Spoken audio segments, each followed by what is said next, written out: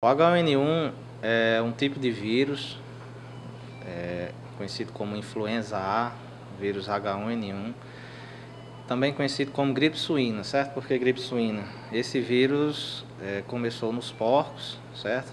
Ocorreram mutações e passou para os seres humanos, certo? H1N1 é um assunto do momento, porque a mídia vem divulgando bastante, vem ocorrendo algumas mortes. Para a gente ter ideia, ano passado houveram 35 mortes por H1N1, esse ano mais de 70, já tivemos mais de 70 mortes confirmadas por H1N1, e isso deixa as pessoas bastante assustadas. Os sintomas do H1N1 são os sintomas de uma gripe, certo?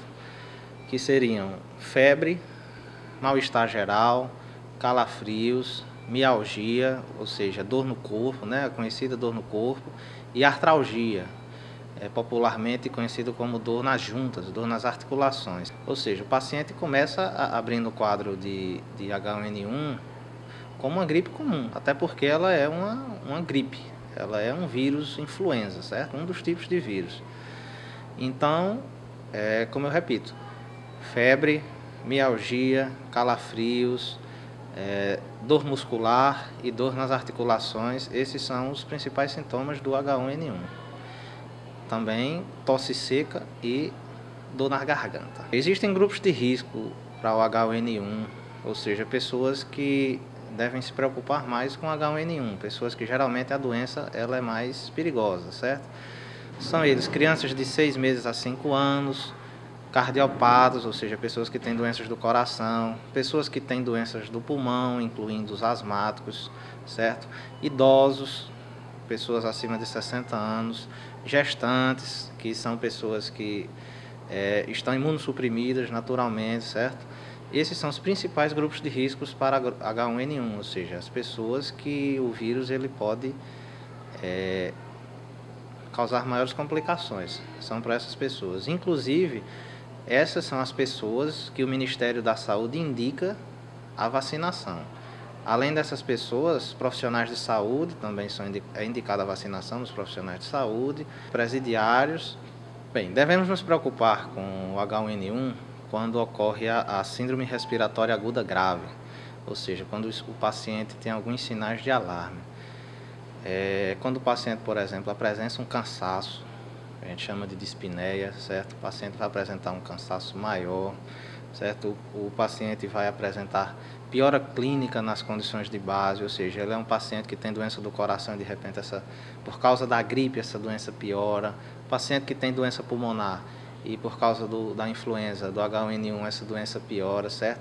Esses são os sinais de alarme, certo? Febre persistente, aquele paciente que tem sinais de desconforto respiratório, ou seja, o paciente que está respirando com dificuldade, esses pacientes são os mais graves e que necessitam urgentemente de atenção médica. As medidas de prevenção ao H1N1 são medidas simples. Primeiro, quando nós estivermos gripados, evitar aglomerações, porque o vírus circula mais fácil em aglomerações, evitar ambientes fechados e pouco ventilados, certo?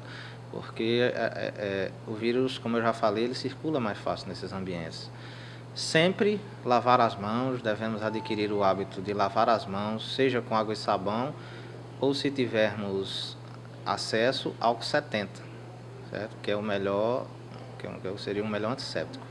Lavar as mãos com álcool 70. Cobrir o rosto ao espirrar, cobrir o rosto ao tossir, evitar em épocas de epidemia, apertos de mãos, certo? Evitar coçar os olhos e nariz. Por quê?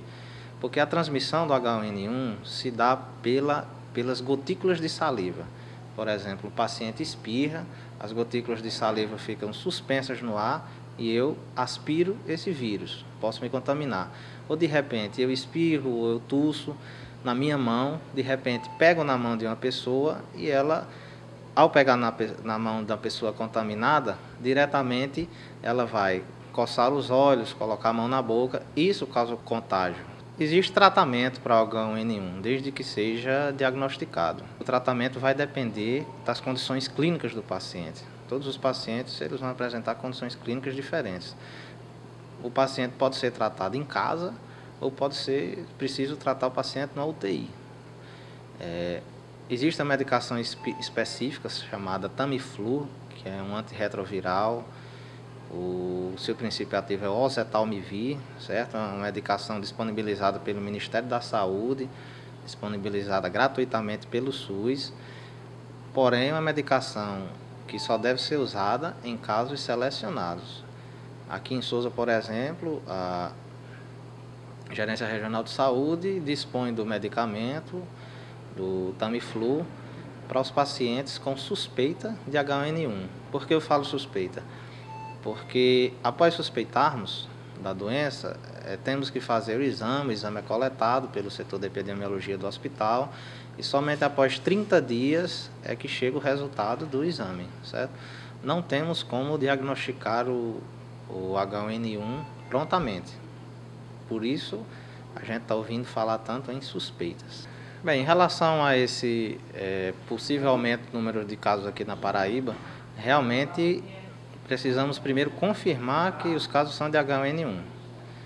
Aqui no Sertão ainda não tivemos casos confirmados, tivemos casos suspeitos que nós estamos aguardando os exames. Bem, a vacina é capaz de promover imunidade contra o influenza A, o H1N1, e o Ministério da Saúde ele preconiza alguns grupos determinados para tomar a vacina. São eles: paciente acima de 60 anos, crianças entre 6 meses e 5 anos de idade, gestantes em qualquer idade gestacional, pessoas privadas de liberdade e agentes prisionais, profissionais de saúde, assim como também populações indígenas. Também se enquadram nas pessoas que devem se vacinar pacientes que possuem doenças de base, doenças do coração e doenças pulmonares.